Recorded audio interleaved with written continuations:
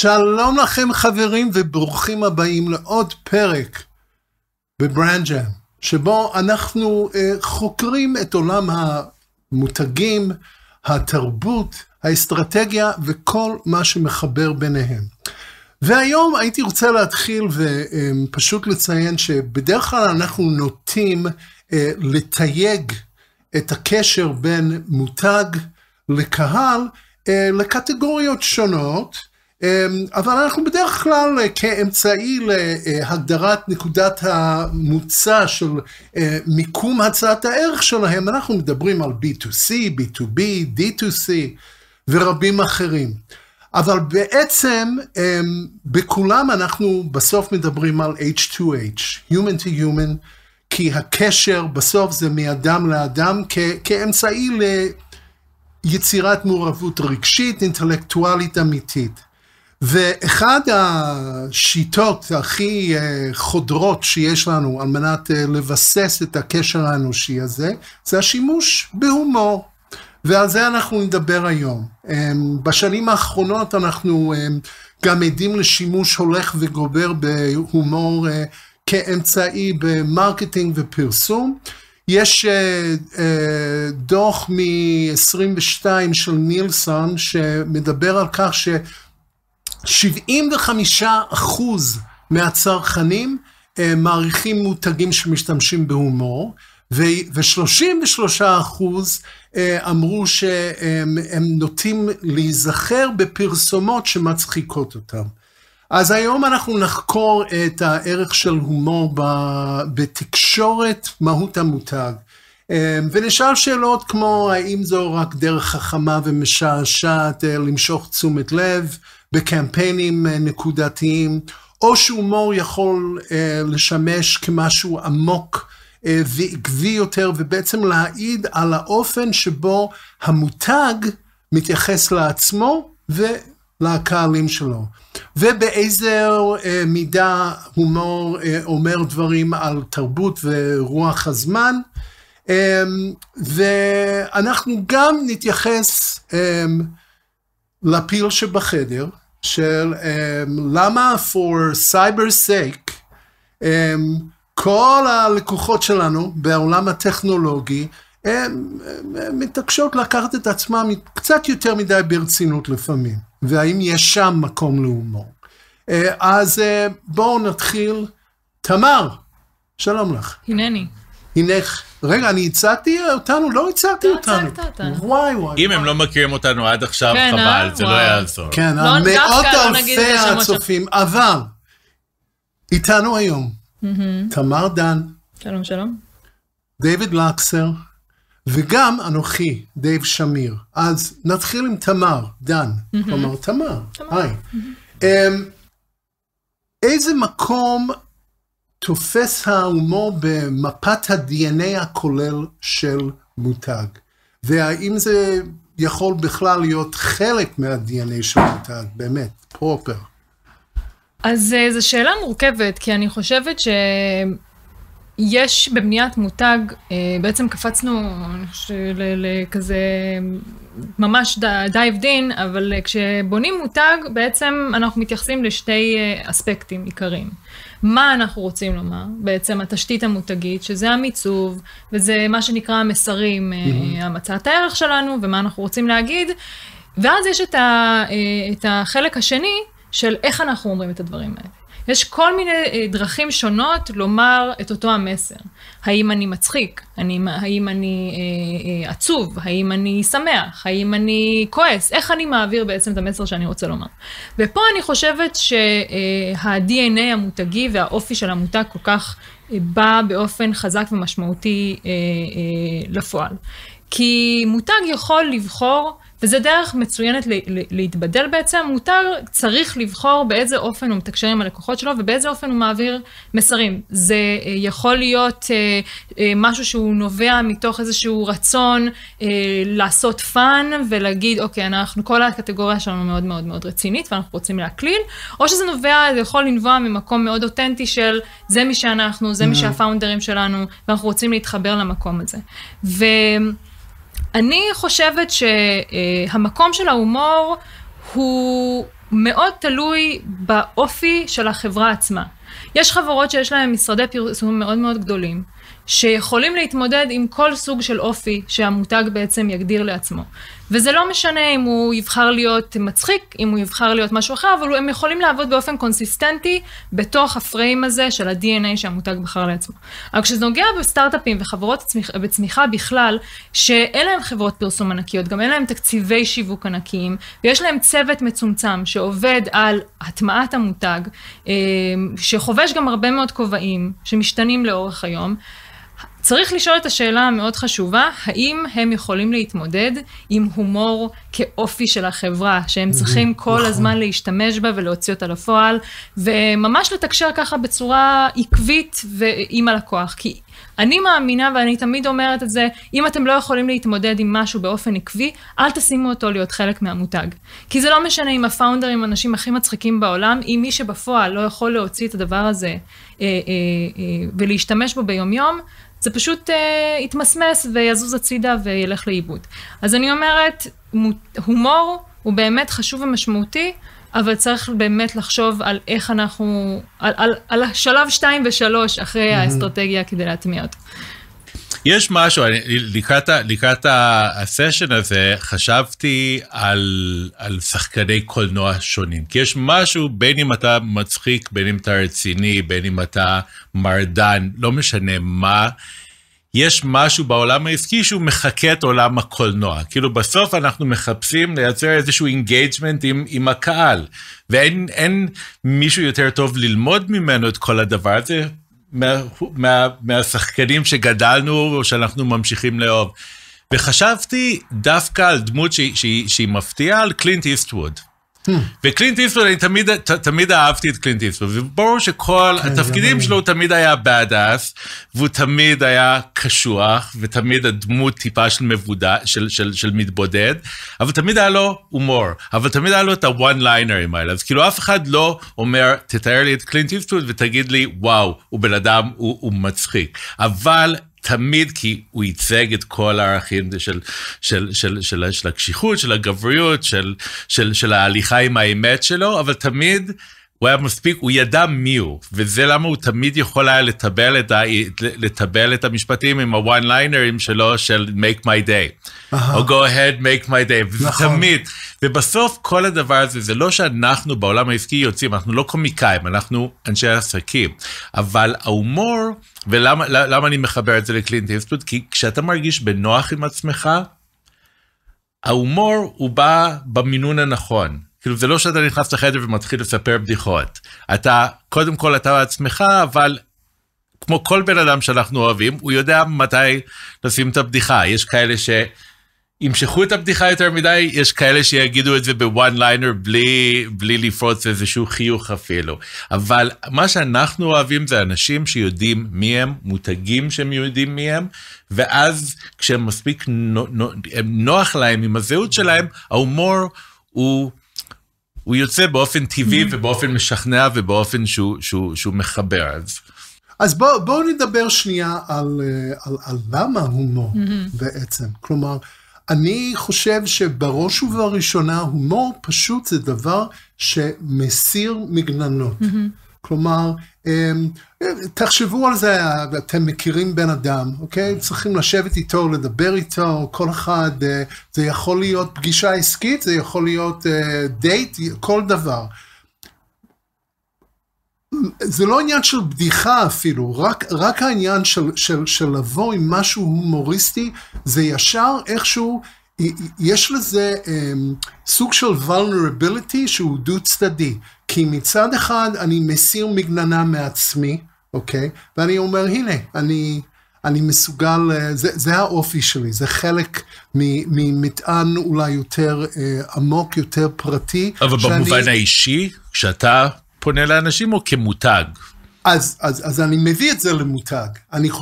אני חושב שגם עם מותגים שיודעים קצת לצחוק על עצמם, לצחוק על השוק שלהם, לצחוק על משהו, כן? להראות שיש להם חוש הומור, הם ישר, קודם כל, הם מראים שהנה, אני לא כזה קשוח, ולא כזה מנסה...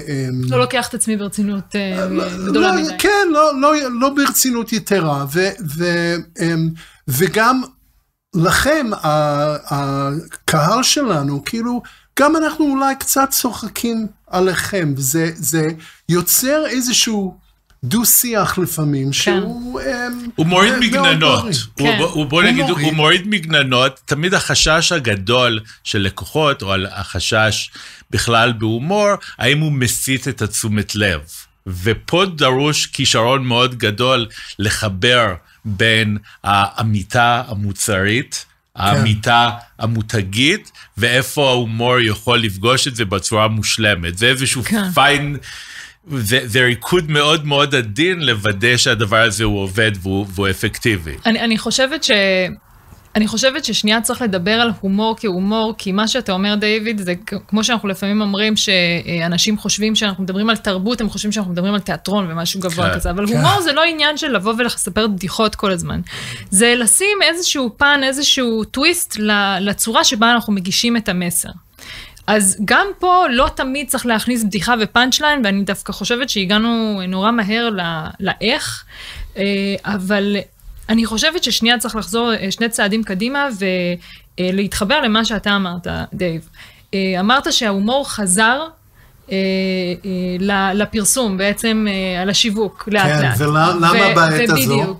אז קודם כל, בישראל אנחנו מאוד רגילים לראות ברייק פרסומות שיש בו המון המון הומור, המון בדיחות, זה חלק אני חושבת ששוב בלי להיות פסיכולוגית בשקל, אבל בגלל שאנחנו כל כך רגילים לחיות במצבי חירום, אז ההומור הפך להיות חלק מאוד גדול באיך שעולם הפרסום מתנהל ואיך שבכלל מותגים מתקשרים עם הלקוחות. תראו מבנקים ועד לחברות ביטוח, ולא משנה, כל סוג של מותג יכול להקליל ולהיות זה, אבל זה לא ככה בעולם. וחברת קנטר מצאה שמשנת 2000, השימוש בהומור כאסטרטגיה קריאטיבית נפלה בצורה מהותית, הם מדברים על מ-53% ל-34%, וזה גם בסושיאל מדיה.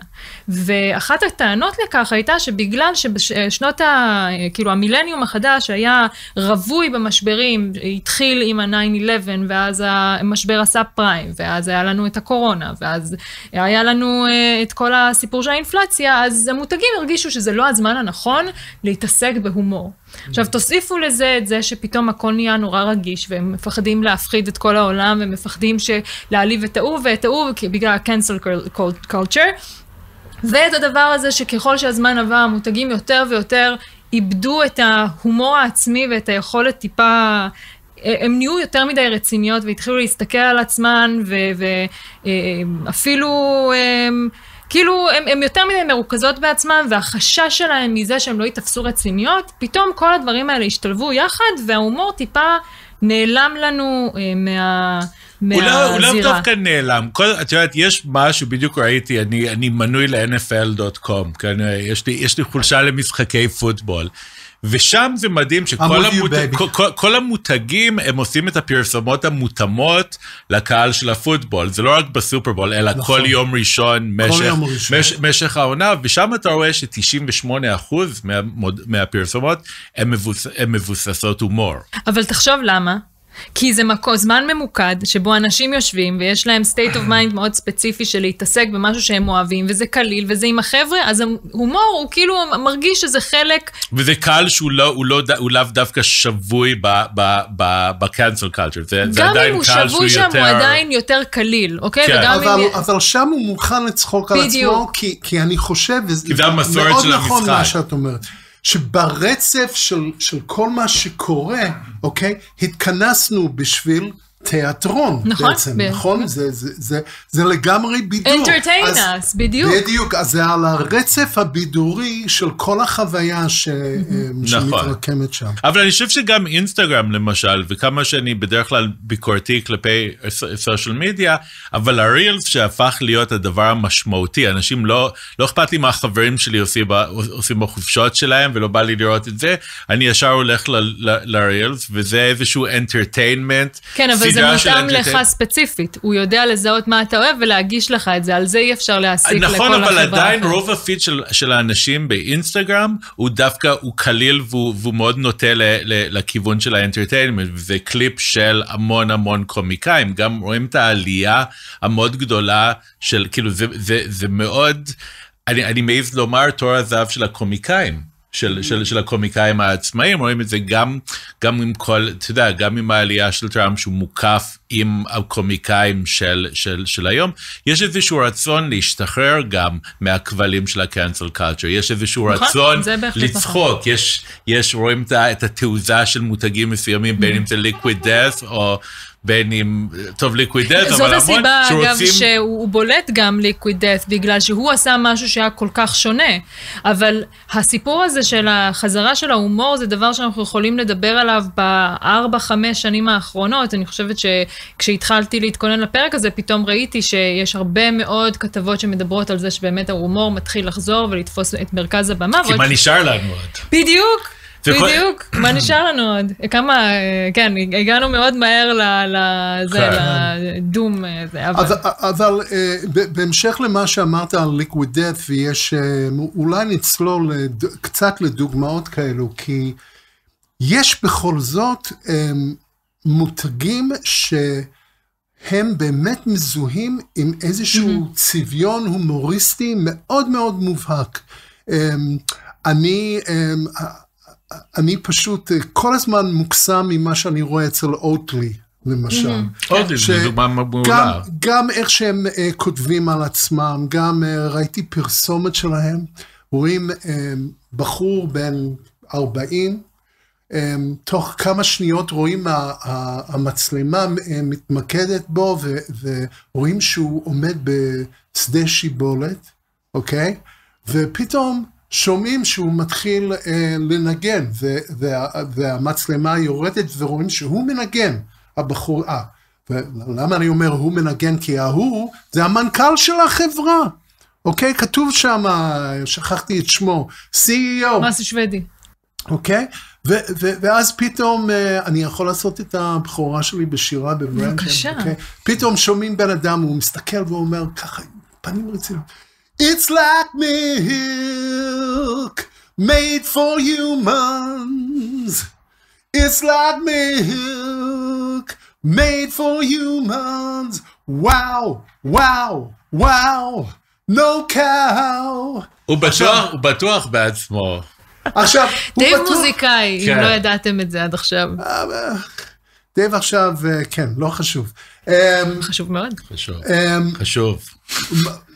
אבל מה שחשוב שזה כאילו הוואו וואו וואו נו קאו, זה כאילו זה הפך להיות סוג של סיסמה, הם לוקחים את זה וזה מופיע בכל ה-collateral שלהם, אוקיי? נכנסים לאתר אינטרנט שלהם, וגם כן, כל הגרפיקה זה נראה כמו האריזה שלהם, גם באתר, כל הזמן צריך לעבור ככה לראות עוד סקשן, וזה פשוט מקסים, אז יש להם מיזם כזה שנקרא FARM, אוקיי? Future Agriculture Renovation Movement. ואז הם כותבים למטה, It's a mouthful, but in a nutshell, it's about working with farmers towards goals in regenerative culture. And yes, regenerative and renovation are similar words, which makes the acronym harder to remember. We understand. But we are committed to it at this point, so there's no turning back.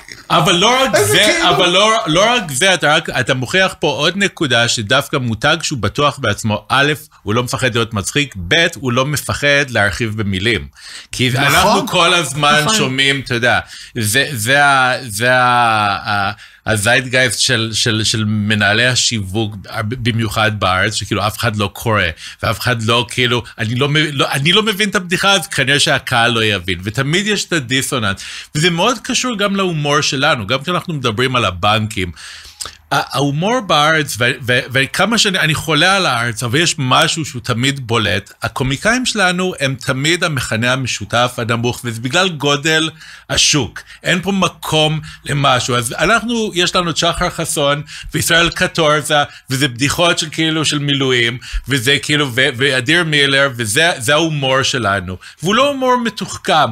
ובעולם יש לו את ריקי ג'רווה, ויש לו את דייב שאפל, ויש לו את לואי סי קיי, את לארי דיוויד, את סיינפלד, שזה הומור של אנשים חושבים, שהוא פונה, שהוא מכוון גבוה. הוא מכוון לכל מיני אנשים, שהוא מכוון לכל מיני אנשים, אבל יש הומור של גבוה, ופה דווקא יש את התחושה הזאת של אם זה הומור, הוא אף פעם לא מכוון גבוה. וכשיש את ה-DNA הזה שאתה אומר, אם אני לא אביא את שחר חסון לפתרון סייבר מאוד מאוד מתקדם, שאני חייב לשדר דיוק. אני לא אביא את אדיר מילר לאיזשהו משהו של פודטק, כי אנחנו באים ועושים מהפכה בעולם. אני חושבת שזאת הסיבה שהדיון הזה כל כך חשוב, כי הומור הוא לא רק חד ערכי, הוא לא רק דבר אחד, הומור יכול להיות שונה בטירוף, ואני חושבת שדווקא תעשיית הביטוח בארצות הברית מראה את זה בצורה מצוינת. וזה עוד אחת מהפרדוקסים האלה שאתה אומר, תעשיית ביטוח, הדבר הכי משמים בעולם, מתנצלת בפני תעשיית הביטוח, אבל זה האמת, פתאום מסתכלים ויש מן הסתם את גייקו שכולם מכירים, ויש אול סטייט שאנחנו דיברנו עליו באחד הפרקים הקודמים, ויש את צ'רצ'יל, ויש, לא חסרים, מי החברות הכי גדולות איך קוראים לזה, עד לסטארט-אפים הכי קטנים, הם כולם משתמשים בהומור, מסוגים שונים. אז נכון, ההומור של גייקו הוא שונה מההומור של אול סטייט, שהוא הרבה יותר חד והרבה יותר ציני, ואז יש לנו את צ'רצ'יל, שהוא בכלל יש להם הומור כזה laid back, והוא נורא רגוע, וקוראים להם צ'רצ'יל וצ'ילי, יש להם, המסקוט שלהם זה בולדוק כזה, שקוראים לו לדעתי צ'ילי או משהו כזה, הוא כזה נורא כזה, נוסע לו על הסקייטבורד ברחבי העיר, באמת נוסע על הסקייטבורד ברחבי העיר, ואנחנו, זה בדיוק הדוגמה הזאת של איך תעשייה שלמה ימצא הומור, כדי להגיד לאנשים, נכון, אנחנו מבינים... כדי להמתיק את הגלולה. לא רק להמתיק גלולה, כי מה קרה? מסתבר שהראשונים שהתחילו את הטרנד הזה היו גייקו ב-99. כשאף אחד לא הכיר אותה, אמרו, טוב, מישהו צריך להסביר את השם שלנו, אף אחד לא יודע מה זה אומר, אז נביא את היצור הקטן החמוד הזה, שזה חיית... לטאה. גקו, כן. ואז דרך הדבר הזה הם הכניסו את ההומור, ואז אול סטייט ראו את זה, אמרו, רגע, הם עלו על משהו, והמטרה הייתה בעצם לבוא ולהגיד, נכון, התחום שלנו משעמם, אנחנו רוצים קצת שתהנו ממנו, ודרך ההנאה הזאת אתם תזכרו אותנו יותר. זה ההבדל בין אנשים, ואנחנו רואים את זה תמיד באינטראקציות אנושיות, כל יום, יש אנשים שהם רציניים. אני חושב ששלושתנו אנשים רציניים, ואז אנחנו רואים אנשים שלוקחים את עצמם ברצינות. ותמיד יש איזשהו בלבול קל בין אנשים רציניים לאנשים שלוקחים את עצמם ברצינות. אנשים שלוקחים את עצמם ברצינות הם בסופו של דבר לא אנשים רציניים. כן. הם פשוט לוקחים את עצמם ברצינות, ואנשים רציניים יכולים להרשות לעצמם, לא לקחת את עצמם כן, לא, חבל שלא הקלטנו את מה שהלך פה לפני שהתחלנו להקליט. לגמרי. זה היה לגמרי. אבל למונייד למשל, שזו חברת טק ישראלית, דווקא יודעים להכניס מינון לא רע בכלל של הומור. יש להם משהו בשפה שלהם שהיא כלילה, שהיא אמפתית, שהיא טובה. השאלה אם היא כלילה או קצת הומוריסטית, כי יש הבדל בין שניים. היא כלילה עם נגיעה קלה של הומור, אבל לפחות הם מבינים באיזה עולם הם באים, הם כן חברה שהיא סופר חדשנית, גם מיילצ'ימפ, התוכנה שאנחנו שולחים את הניוזלטרים שלנו, היא אחת החברות, אני חושב שהיא החברת טק הראשונה, שימצא הומור מהיום הראשון, מהשם הזה, מהשם של מיילצ'ימפ, עד לכל הפרוטוקולים והשפה והטון. ואיך שהם צוחקים על השם שלהם. הם מראש בנו את עצמם כמותג, אני לא יודעת כל כך מה קורה שם אחרי שאינטואיט רכשו אותם, אני חושבת שהם מימנו טיפה את האופי המאוד מיוחד. הם אותו דבר בתור אחד ששולח פעם בשבוע, אבל אין ספק שמיילצ'ימפ אגב עושים עבודה מצוינת ברמת ה-B2B, וגם שם לא חסר להם לדעתי האופי המיוחד הזה שלהם, וגם ההוכחה היא, הומור זה לא רק לבוא ולשים את זה אצל ה-B2C, זה גם כלי מאוד משמעותי בעולמות ה-B2B, שבאים, אנחנו רוצים לייצר הזדהות, אנחנו רוצים להראות לכולם שאנחנו בני אדם, להוריד טיפה חסמים, והומור זה אחלה כלי, לעשות את זה מול, גם בעולמות ה-B2B, כי בסוף, כמו שאתה כל הזמן אומר, דייב, כולנו humans, it's human to human, it's just, not just business to business. אני חושב אבל שאנחנו צריכים אבל לבחון, אמרנו שבסוף אנחנו פה בשביל לעשות ביזנס, אוקיי? אז איך זה משפיע על הביזנס באמת? ואני מסתכל, שוב, אני אשאר פה באוטלי, ואני הייתי באתר שלהם, ראיתי פרסומות שלהם, ראיתי כמה שהם עקביים, כמה שזה חלק מצביון. שתית את המסתוכר שלהם. הם עושים אגב עבודה מצוינת גם בהטמעה של ההומור שלהם, בקמפיינים ובכל התקשורת. נכון, בכל מקום. אז אני ראיתי את זה, ואנחנו בבית קונים את האוטלי בריסטה, שותים ככה קפה, ואני השוויתי את זה לאלפרו, אוקיי? שזה מותג מאוד גדול, אותם מוצרים פלוס מינוס, למרות שאלפרו הרבה יותר מגוונים, הם לא רק באוטס, הם גם כן בכל השאר, אבל לא משנה. אותה קטגוריה. אותה קטגוריה בדיוק. וכשנכנסים לאלפרו זה נראה מאוד פרנדלי, אבל אין שם הומור בכלל, ואני פתאום שאלתי את עצמי, אוקיי, האם אני רוצה להיות חלק משבט, זה סוג של שבט, לא שזה כזה ביג דיל לקנות אוטלי, אבל אם אני הולך פעם בשבוע לסופר, ואני צריך לקנות את המוצרים האלו, ואני שולף את המוצרים שלהם מהמדף, אז יש לי סוג של נאמנות. עכשיו, אם אני מתחבר לכל הגשטלט שלהם, ההומוריסטי הזה, אוקיי? ואני יכול לראות, הדבר הזה עם הפארם דרך אגב, הם כתבו שם גם, אוקיי, ועכשיו נעשה לכם מצגת של למה צריך את הדבר הזה, כי העולם שלנו באמת במצב קטסטרופלי, וגנבנו כל מיני אימג'ים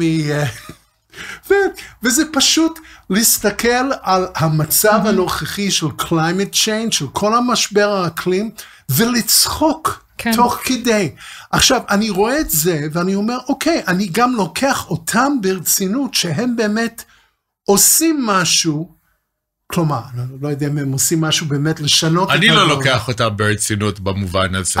אני כן, כי אני לוקח ברצינות של לפחות, אפשר לסמוך עליהם שהמיזם שלהם הוא בא ממקום אמיתי. הוא בא ממקום אמיתי, כי זה היה הפשן האישי של מי שהקים את המותג הזה. זה מותג שכל האופי שלו והכל מגיע מהפאונדר, ויש הרצאה מאוד מעניינת, אני לא זוכרת אם זה היה עם הפאונדר או המנכ"ל השיווק שהוא הביא, כדי גם שניהם התחברו בצורה מצוינת ובנו את המותג הזה ביחד, אבל זה מה שדיברנו על מותגי אימפקט. אם זה לא בא מהפאונדר וזה לא נמצא בתוך הנפש שלו, כשאחר כך תוחפים את זה גם ברמה עסקית, זה לא יעבוד, אבל זה באמת כסייד. אבל נגיד, מה הייתם אומרים לאלפרו לעשות עכשיו? הייתם אומרים להם לעשות הומור? קטונתי מלהגיד מה לעשות לאלפרו, כי זה המותג הכי גדול, ולדעתי זה המותג שהוא הגדול ביותר בקטגוריה. וגם אוטלי, שוב, האוטלי קמו כמותג שהוא היה מותג צ'לנג'ר של כל הקטגוריה. אני חושב שצריך להסתכל הרבה פעמים על הומור, ובדיוק עונה לי על הכיוון, שהומור הופך להיות כלי מאוד חזק, למותגים שמאתגרים את המובילים בתעשייה. הרי המוביל לא צריך פתאום להיות מצחיק. הוא המוביל. הוא לא צריך להתאמץ. הוא לא צריך להתאמץ. הוא הרולר, הוא שולט בממלכה.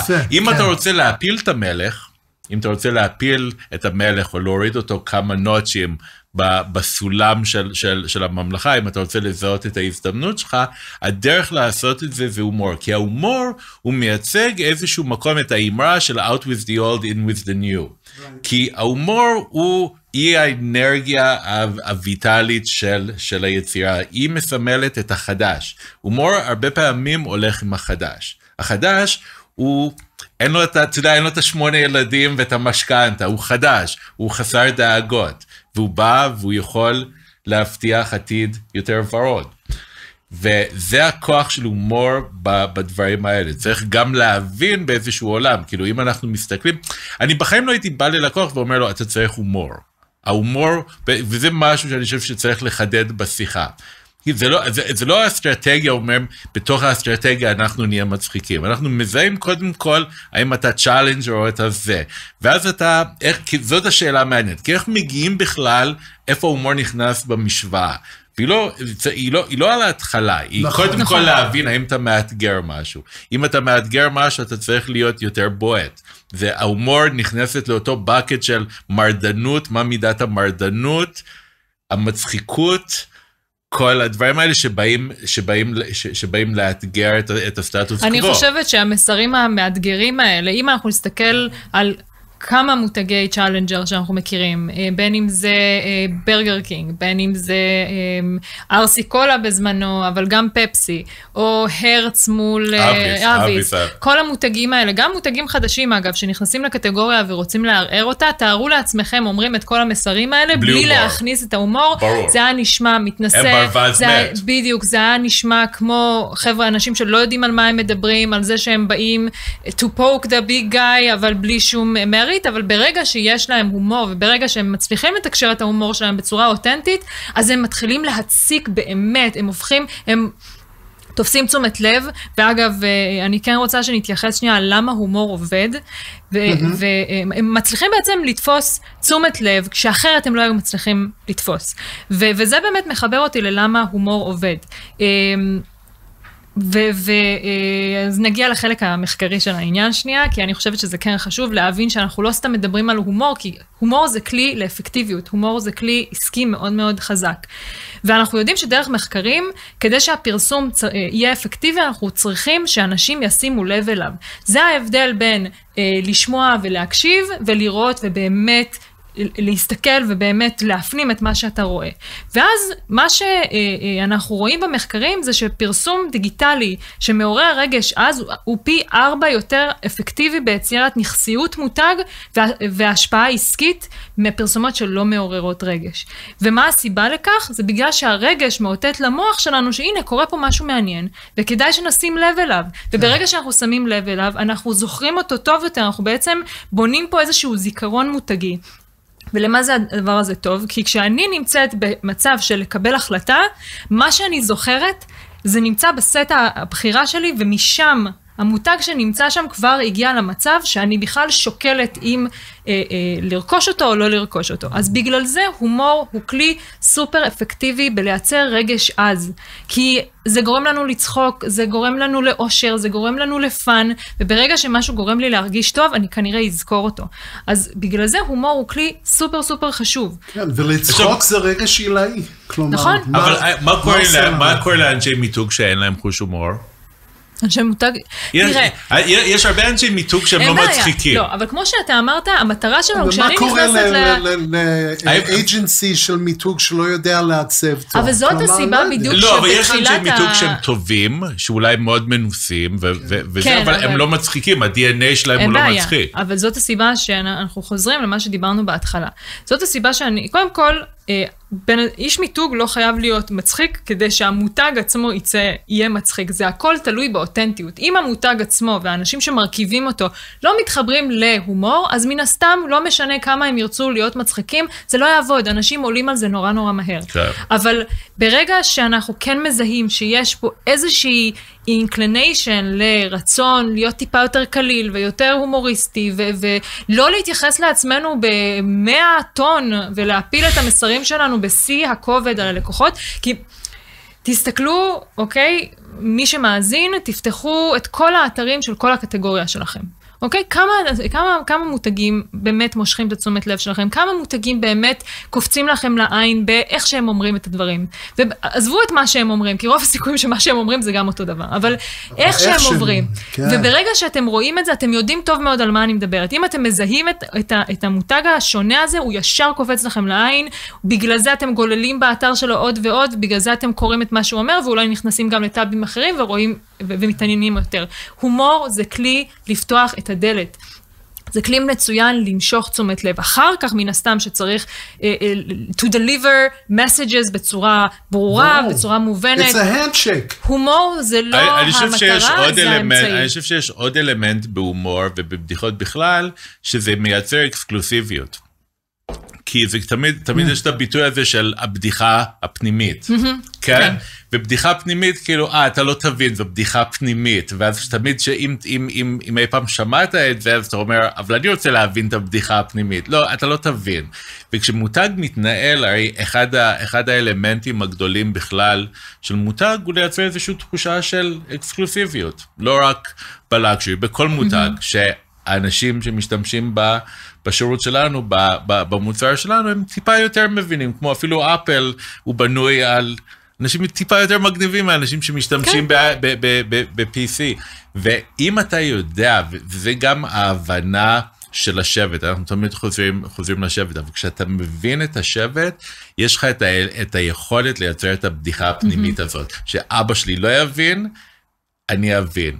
או אבא שלך לא יבין, אבל אתה מבין, וזה בדיוק יוצר את הנחשקות, וזה כלי, כן? הכל במידה מאוד נכונה, כי אז בסוף נגיע ונגדיר, אבל מה זה מצחיק? ומה שמצחיק בשבילנו הוא לא מצחיק בשביל הלקוח.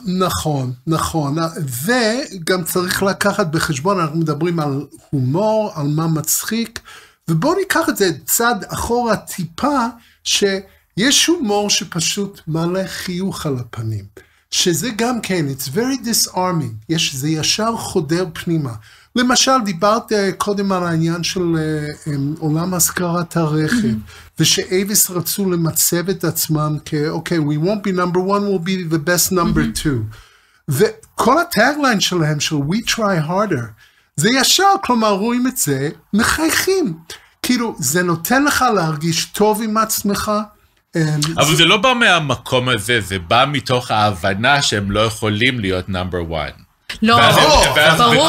הטגליין המקורי שלהם היה, כאילו, we'll always be number two, so that's why we have to try harder. אבל העובדה שהם החליטו להגדיר את המסר הזה בצורה שהיא הייתה קורצת, ולא we try harder, או לא יודעת מה, we try harder זה מה שכן עשו, אבל הם הלכו על דבר שכן גרם לך לחיוך, כן גרם לך להרגיש טוב, ובגלל זה אני חושבת שזה אחלה דוגמה, כי הומור זה לא דחקות, הומור זה לא בדיחות של כיתה ב', והומור, שוב, יש מנעד עצום של מה זה להיות משעשע, מה זה להיות מצחיק, מה זה להיות פן, יש המון דרכים, שוב, יש לנו מיליון דוגמאות שאנחנו יכולים עכשיו... זאת הייתה אישה קופירייטרית, היא הייתה האישה הראשונה שהגתה את המשפט הזה. יש נשים מטורפות קופירייטריות בעולמות הפרסום, יכול להיות שנדבר על זה באיזה פרק, שעשו דברים מדהימים שאנחנו מאוד אוהבים, אבל אף אחד לא יודע שהם אנשים. אז כאילו הדמות של פגי במדמן, היא בנויה על זאת מ-DDB, על פאולה גרין, וזה מאוד מעניין, כי המהפכנות של We Try Harder, והיא אמרה את זה ברעיונות אחר כך, שזה הפעם ראשונה בעולם הפרסום, שמותג לא השוויץ. כאילו עד We Try Harder, כאילו להודות באיזה חולשה, היה בלתי נתפס. זה קצת מרגיש כמו מה שקורה היום, לא? אנחנו הטובים ביותר, אנחנו הראשונים, אנחנו הכי חדשניים, הכי. יש, אני אף פעם, תמיד זה המישן שלי, כאילו להגיד להם, אף אחד לא קונה את זה. לא. בדיוק. ברור, זאת סיבה שאנחנו קיימים. אגב, הגאוניות של We Try Harder, זה שהחיוך ההומוריסטי הזה, בעצם נוגע בעיקר של החברה הזאת, כי מה המישן שלהם? שירות. That's why they're trying harder. הם רצו להיות הכי שירותיים שיש. זה לא שהם רצו להיות הכי שירותיים, הם אמרו איפה אנחנו יכולים לנצח ואיפה אנחנו לא. זה האסטרטגיה שלהם. אגב, האסטרטגיה האמיתית שלהם מעבר ל-We Try Harder, הם היו הראשונים ששמו את המכוניות שלהם בשדות תעופה. זאת הייתה האסטרטגיה, הם כל הרץ תמיד באו בדאונטאון, הם היו הראשונים בשדות תעופה, והם הראשונים שזיהו שהקהל שלהם זה דווקא אנשי העסקים. לא, בסדר, זה היה אחד מהפיזה האלה, זה היה הפלייס, איפה בעצם אני מרגיש את ה... אבל בסוף הכל התחבר ביחד, זה כל הפורפיז, ובגלל זה כשמסתכלים על מרקטינג, אנחנו צריכים להסתכל על התמונה הכוללת. אבל בואו נדבר על דוגמאות מעניינות, אנחנו מדברים על תיאוריה. אז אני רציתי לעלות, כי דיברת קודם גם על העניין הזה של מה אמרת על... to ring out the old and bring in the new. And bring in the new. Out with the old. Out with the old and with the new. אז אני חושב על אבי המנוח, כשהוא הגיע לגולדן מדינה, לארצות הברית, אחרי שהיא פה, ואז אני נולדתי שם, ואבא שלי תמיד, הייתי יודע שהוא מגיע הביתה, כי הייתי מריח מ-20 מטר את האולד ספייס שלו על הפנים, אוקיי? וזה הפך להיות מותג, אולד, מאוד אולד, שמזוהה גם כן עם אנשים מבוגרים, וגם שמזוהה בדבר פסה, אוקיי? כי התחילו עם כל הקולונס וכל האפטר שייב, זה היה את מוחמד עלי, float like a butterfly, sting like a bee, the smell of brood and the punch of Ali. הוא עשה קאמבק שהם הבינו שיש פלח מאוד גדול של נשים שמחפשות כאילו דמות אב. אני לא יודע, כי דווקא הקמפיין ששינה את כל המשוואה פה, מ-2010 נדמה לי, הביאו דוגמן כזה שהוא נראה מצ'יפנדלס או משהו, על הסוס, השחור. בחור שחור, שרירי ענק, כן, והסיסמה שם היה, the man your man could smell like. עכשיו, הם לא שינו את הסמל בכלל. הם שינו את המשחק מהיסוד. זה היה באמת קמפיין, שראית את זה, זה היה וואו. לא, אבל ומה הוואו הזה הוליד? 30% יותר מחירות. בתוך זמן קצר, שאני לא יודע איך זה היום, אבל הם הצליחו להגיע לרמה שממותג שהולך וגוסס. גבייה. ממש מגבייה, הם קמו לתחייה שוב, והם התחילו להוציא עוד ועוד יותר מוצרים לשוק. עכשיו אני לא יודע, באמת לא חקרתי, אני לא יודע מי קונה את זה, אבל זה הצליח. לא לגמרי. ופה ההומור הפך להיות חלק מה-DNA של האסטרטגיה שלהם. מי עשה את אותו הדבר עכשיו? אקס. אקס? We did it? אקס. כן, מה הם עשו? אקס, כן. לא, אקס, הדאודורנט לגברים, הם הרי היו מאוד כזה, הם הלכו למקומות מאוד לייט כאלה יחסית בגלל כל הבקלש שהיה, שהם היו סקסיסטים מדי, ועכשיו הם הלכו על הומור שהוא לגמרי נונסנס, זה פשוט לראות את זה ולא להאמין שלשם הם הלכו, אבל זה פשוט עובד, הם הביאו איזה במאי מאוד מאוד גדול, שחקנים מדהימים שיודעים להוציא את הפרינג' תיאטר הזה לפועל, משהו מהמם, אבל זה בדיוק העניין, לכל מותג יש את האופי הייחודי שלו, יש את ההומור המיוחד שלו, ואין צורך להעתיק פה, תמצאו את הכל ואת הפינה שלכם נוח להיות בה. אבל מה ההבדל בסופו של דבר בין קונסיומר? זה מרגיש שבעולם הקונסיומר, אם אתה לא רדיקלי, כן. אתה לא קיים.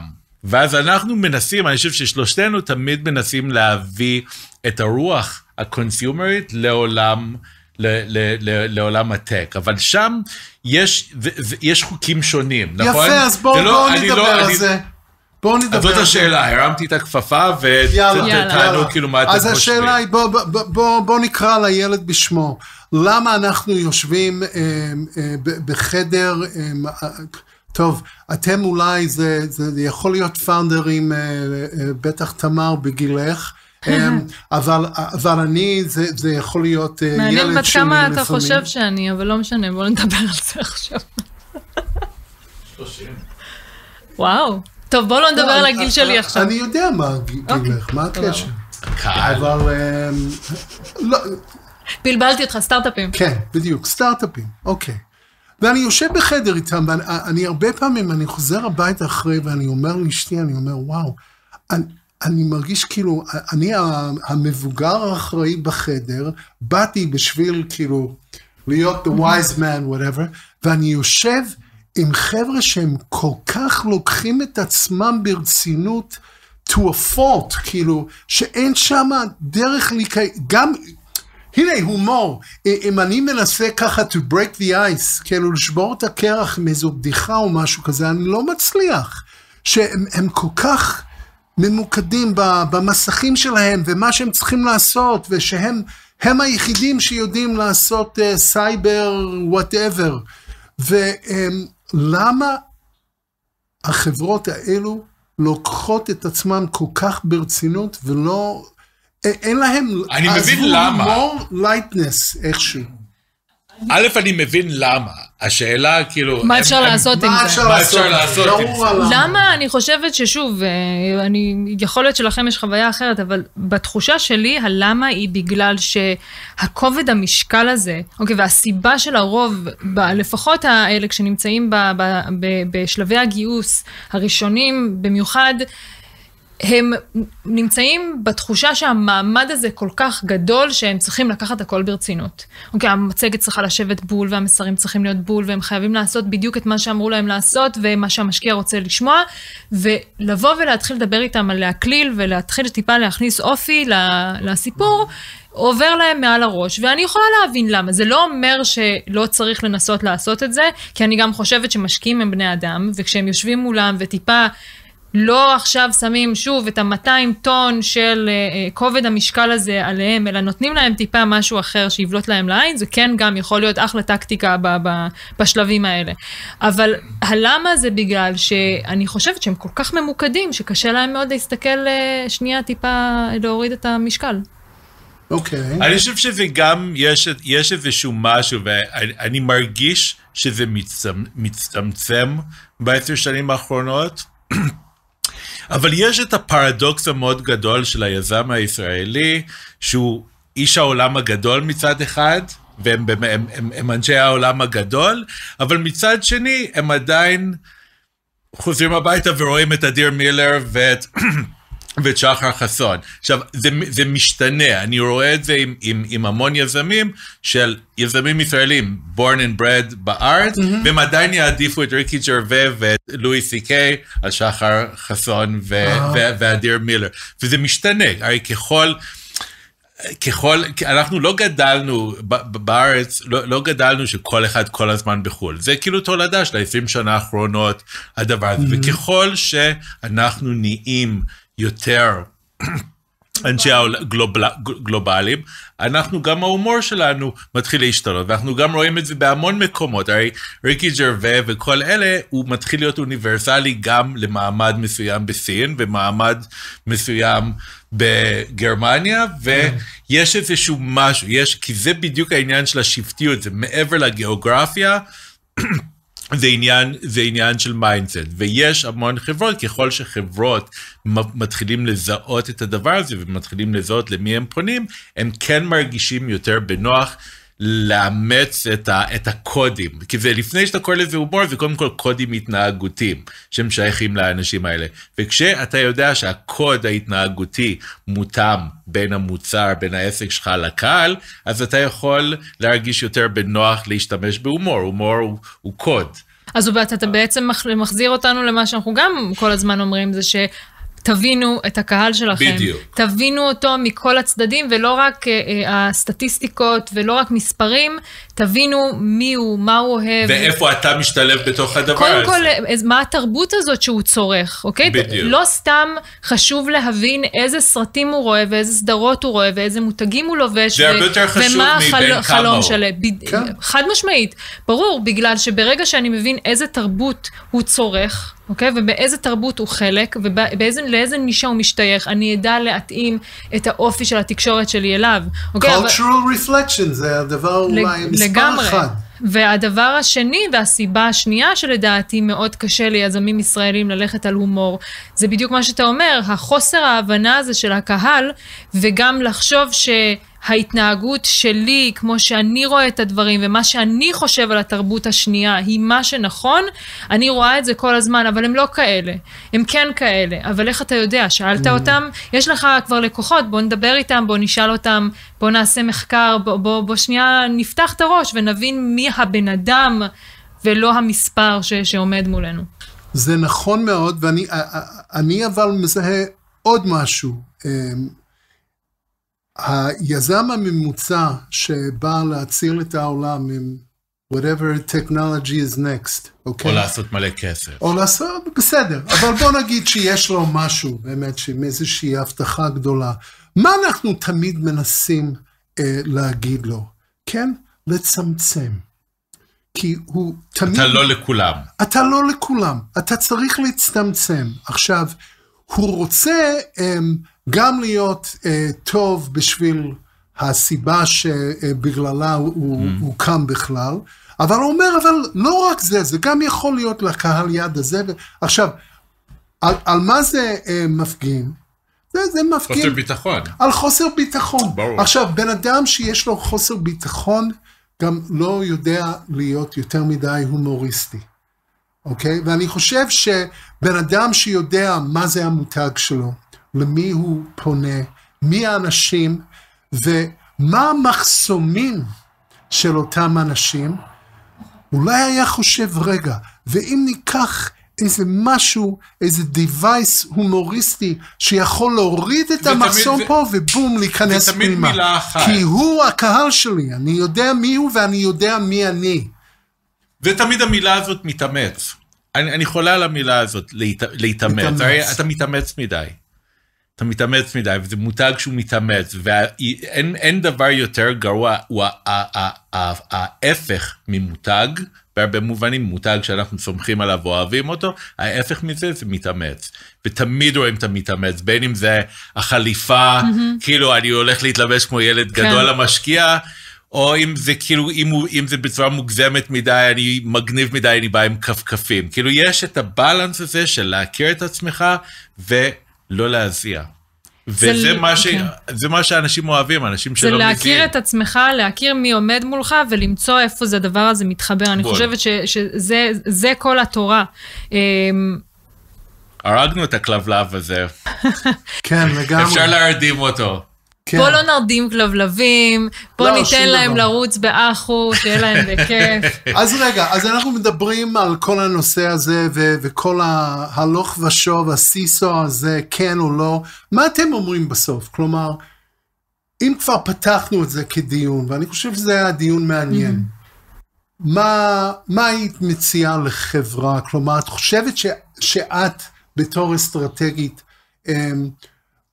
תחשבי אחרת עכשיו על הומור בעצמך, כלומר שאם תראי הזדמנות איכשהו לנסות להדליק לקוח עם דבר כזה, כאילו מה? אני חושבת שיצא לי לעבוד עם מותגים שהומור נכנס כחלק כלשהו בתוך המותג, בין אם זה באופי או ב-DNA יותר עמוק, זה באמת תלוי מי עומד מולנו ובאיזה שלב הוא נמצא, כי אני אחזור למה שאמרתי ממש בהתחלה. אם המותג לא יצליח להוציא את הדבר הזה לפועל, אין לזה שום משמעות. אנחנו צריכים לייצר כלי עבודה שיעזור לחברות האלה, במיוחד שאנחנו מדברים על סטארט-אפים, כי המשחק בחברות גדולות הוא משחק אחר לגמרי, אבל בסטארט-אפים וחברות בצמיחה, שאין להם תקציבי עתק, שבאמת להביא עכשיו אנשי קופי וארטים, ולבוא ולהרים פה הפקות הם צריכים כלי שהם יוכלו באמת להוציא לפועל, באמצעות התקציבים שיש להם, והאנשים שיש להם אין-האוס, או הוונדורים שהם עובדים איתם. ולכן, אם זה לא משהו שהם יכולים להתחייב, לעשות באופן עקבי, אז בין אם להומור יש פה מקום, אנחנו צריכים למצוא מה המקום הזה, שהם באמת יוכלו לעמוד מאחוריו.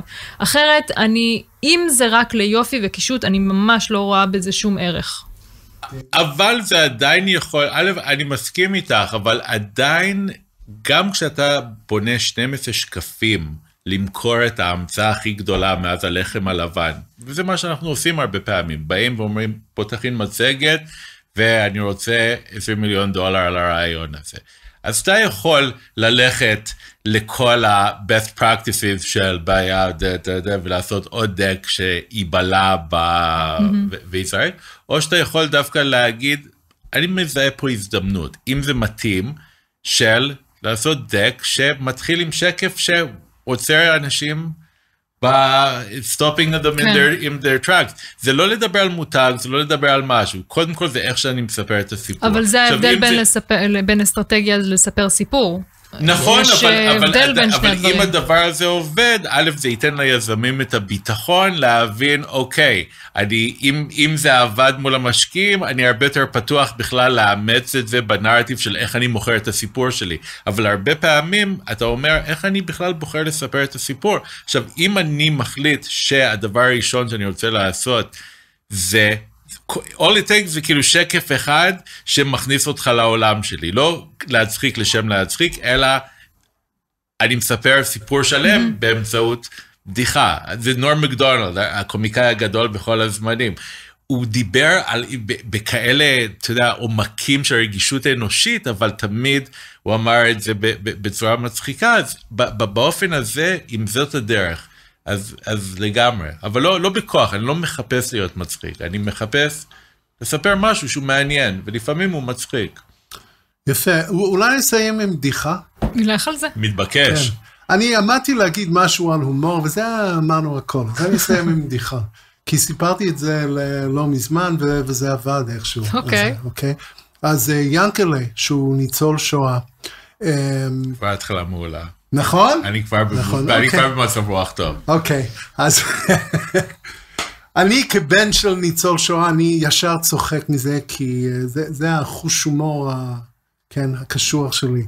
אז ינקלה, ניצול שואה, עבר גיהנום בחייו, אבל הוא חי עד גיל מאוד מבוגר, מוסר את נשמתו לבורא עולם, עולה למעלה, ופוגש אותו שם המלאך, והוא אומר לו, ברוך הבא ינקלה, הנה בוא אני אראה לך איפה החדר שלך, לא, תקשיב, אני רוצה לדבר עם אלוהים קודם. הוא אומר, ינקלה, אלוהים הוא אלוהים עסוק, אין לו זמן לכל אחד, הוא אומר, ומצביע על המספרים שלו, על היד הזה. הוא אומר, טוב, נו, אל תעשה לי רגשי, בוא.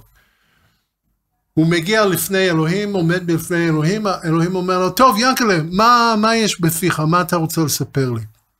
אז ינקלה מתחיל לספר לו בדיחה מאוד מאוד, אבל מאוד גסה על אושוויץ. אלוהים אומר, ינקלה, אני חייב להגיד לך, לא הבנתי כלום. ינקלה מסתכל עליו ואומר, I guess you had to be there. וזהו. And we are here, and we're leaving now. אז זהו, היינו, תמר דן, דיוויד לקסן. השארנו אתכם בטעם טוב בפה. אני מקווה. היינו ברנג'ר, וישר תתקשרו עם תלונות, וזה על הבדיחה המחורבנת שלי, אבל זהו, זה פשוט עלה לי על הראש. איזה שפה, דייב, איזה שפה. כן, איזה שפה. לא יודע. וזהו, ולייק, סאבסקרייב, and please share. תעבירו את הבשורה הלאה, וביחד נבנה מותגים הומוריסטיים. אז יאללה. אמן. ביי. ביי.